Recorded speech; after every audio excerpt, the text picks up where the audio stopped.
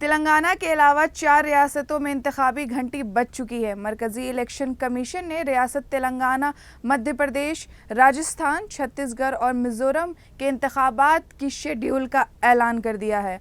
इसके साथ ही इन 5 रियासतों में इंतखाबी शेड्यूल नाफिज हो गया है। इस मौके पर सीईसी राजीव कुमार ने कहा कि हम 5 रियासतों के इंतखाबात का शेड्यूल जारी कर रहे हैं।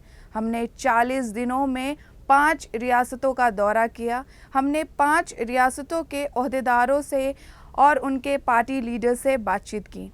हमने मुख्तलिफ सियासी जमातों से राय ली है। उन्होंने कहा कि वो इन 5 रियासतों के इंतखाबात के लिए 6 महीने से मशक कर रहे हैं। सीएसी ने कहा कि तेलंगाना की 119 असेंबली सीट्स, छत्तीसगढ़ की 90, मिजोरम की 40, राजस्थान की 200 और मध्य प्रदेश की 230 असेंबली सीट्स के लिए इंतखाबात होंगे। 15 रियासत के असेंबली इलेक्शन जिसका पूरा मुल्क बेसब्री से इंतज़ार कर रहा है, उसका नोटिफिकेशन आ गया है।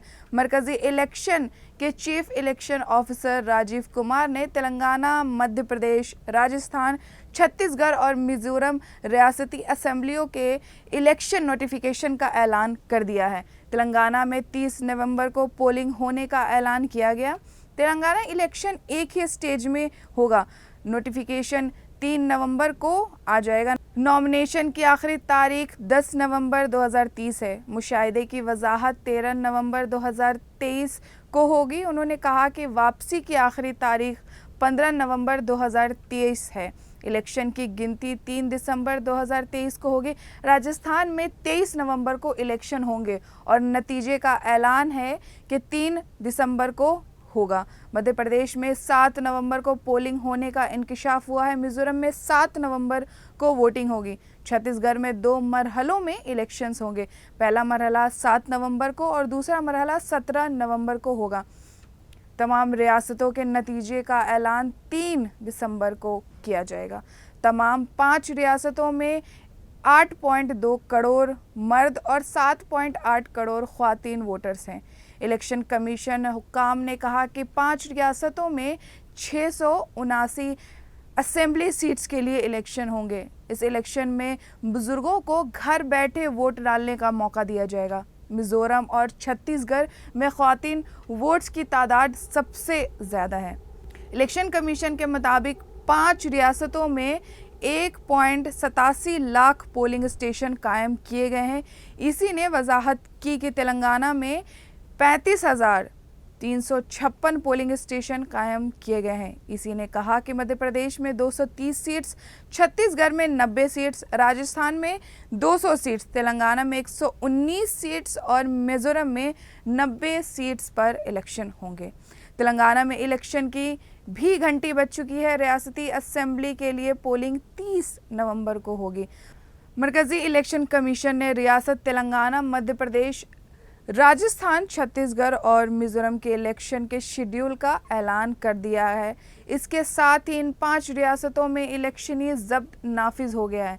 Chief election officer Rajiv Kumar ने इशफाक किया कि रियासती असेंबली इलेक्शन से मुतालिक नोटिफिकेशन 3 नवंबर को जारी किया जाएगा। नॉमिनेशन 10 नवंबर से कबूल किए जाएंगे। स्क्रूनिटी 13 तारीख को की जाएगी। नॉमिनेशन वापसी लेने की आखिरी तारीख 15 नवंबर है। इंतखाबात 30 नवंबर को होगी और गिनती 30 दिसंबर को हो जाएगी। राजीव कुमार ने बताया कि तेलंगाना में 119 हलकों में एक वक्त में इलेक्शन होंगे। उन्होंने कहा कि रियासत में 35,356 पोलिंग सेंटर्स कायम किए गए हैं, जिसमें 14,464 सेंटर्स शहरी इलाकों और 20,892 देही इलाकों में हैं। हर पोलिंग स्टेशन में औसतन 897 वोटर्स हैं। ये इशफाक हुआ है कि 2,798 सेंटर्स में वेबकास्टिंग के इंतजामात किए जाएंगे।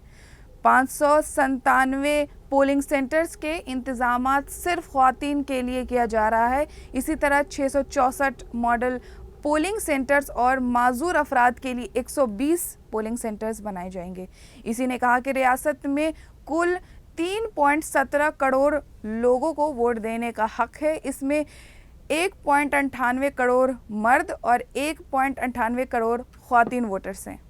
Now to start with from the Mizoram, the date of poll will be 7th November and date of counting would be 3rd, which is common of course for all these states, and elections in all these states would be completed by 5th of December. So date of poll is 7th November. Similarly, in case of Chhattisgarh, the elections would be in 2 phases. The date of poll would be 7th November and 17th November. The nominations after Mizoram for the first phase of the Chhattisgarh would happen on 20th, the 13th, and the last date would be 20th. Date of poll being 7th November, and for phase 2, 17th November. In Madhya Pradesh, this coincides with the second phase of Chhattisgarh, and date of poll would be 7th November. So, first Mizoram and the first phase of Chhattisgarh, then second phase of Chhattisgarh and one phase in Madhya Pradesh. Thereafter, Rajasthan, where the date of poll will be 23rd November in one phase entirely in Rajasthan. The date of issue of Gazette notification would be 30th October and date of counting for everyone being 3rd of December.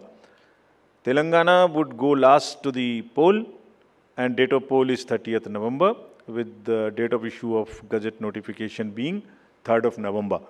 And the entire election process would be complete by 5th of December. So this is what is the schedule.